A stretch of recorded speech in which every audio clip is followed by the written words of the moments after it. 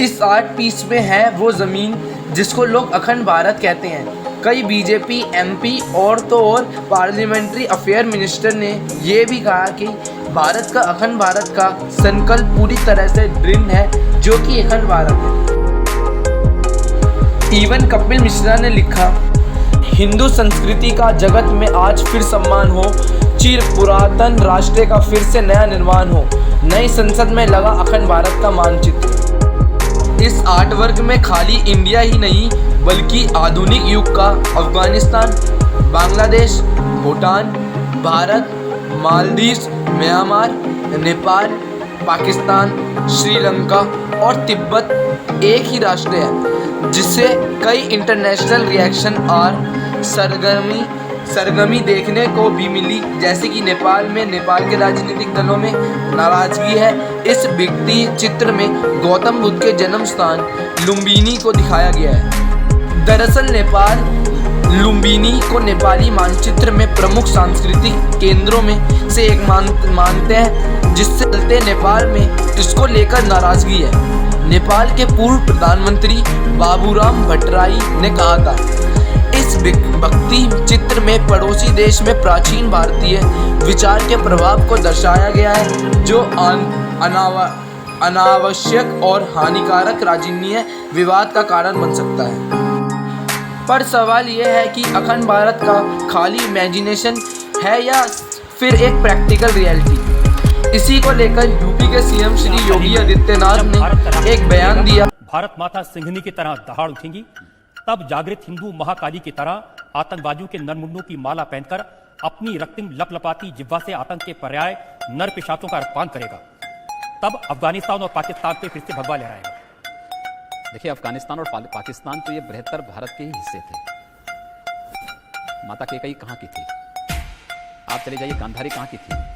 हो सकता है इतिहास फिर करवट ले। अगर दोनों जर्मनी एक हो सकती हैं तो ये मान करके चलिए कि वह दिन जरूर आएगा जिस दिन आईएसआईएस के तांडव को अगर उस समुदाय के लोग स्वयं रोकेंगे नहीं, तो मुझे लगता है कि आगे की कार्रवाई के लिए फिर जो मैंने कहा है वही।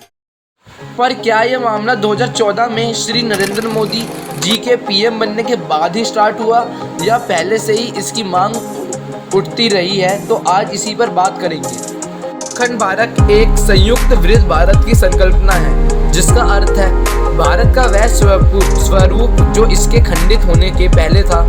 ये दावा किया जाता है कि आधुनिक युग का अफगानिस्तान, बांग्लादेश, भूटान, भारत, मालदीव, म्यांमार, नेपाल, पाकिस्तान, श्रीलंका और तिब्बत एक ही राष्ट्र हैं।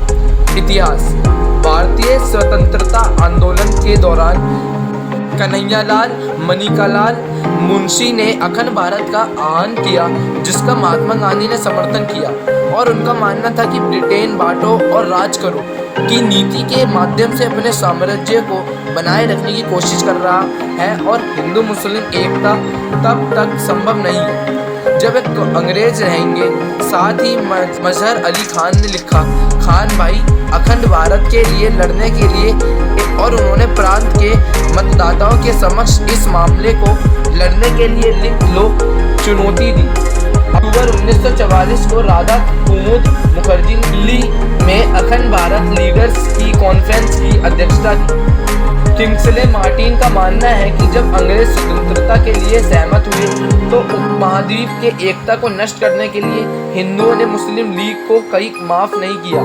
कई हिंदू इस बात से निराश थे कि प्राचीन हिंदू ग्रंथों में वर्णित मातृभूमि का हिस्सा भारत से अलग कर दिया गया था। हिंदू राजनीतिक संगठन भारत के जनसंघ ने अपने लक्ष्यों में से एक के रूप में अखंड भारत की स्थापना की। स्वतंत्रता सेनानी और हिंदू महासभा के नेता विनायक दामोदर सावरकर ने 1937 में अहमदाबाद में हिंदू महासभा के 19वें वार्षिक सत्र में अखंड भारत की अवधारणा के बारे में बात की थी, जो कश्मीर से रामेश्वरम और सिंह से असम तक हमेशा एक और अविभाज्य। उन्होंने कहा कि सभी नागरिक जो भारतीय राष्ट्र और भारतीय राज्य के प्रति अविभाजित निष्ठा और भक्ति रखते हैं, उनके साथ पूर्ण समानता का व्यवहार किया जाएगा और कर्तव्य और दायित्वों को समान रूप साझा किया जाएगा और जाति, धर्म या वर्ण के बावजूद उनका प्रतिनिधित्व किया जाएगा। एक व्यक्ति का एक वोट या अलग निर्वाचक मंडल के मामले में जनसंख्या के अनुपात में और सार्वजनिक सेवा केवल योग्यता के आधार पर होगी।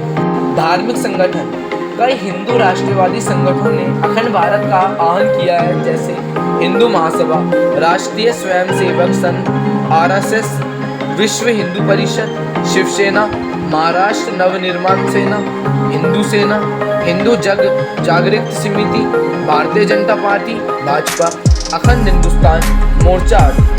तो इसी के साथ वीडियो खत्म होती है। इस वीडियो से आपको कुछ सीखने को मिला हो तो वीडियो को लाइक करो, चैनल सब्सक्राइब करो और आपको किस टॉपिक में वीडियो चाहिए आप कमेंट सेक्शन में बताएं, हम उसी पे वीडियो लाएंगे। तो thanks for watching, love you all.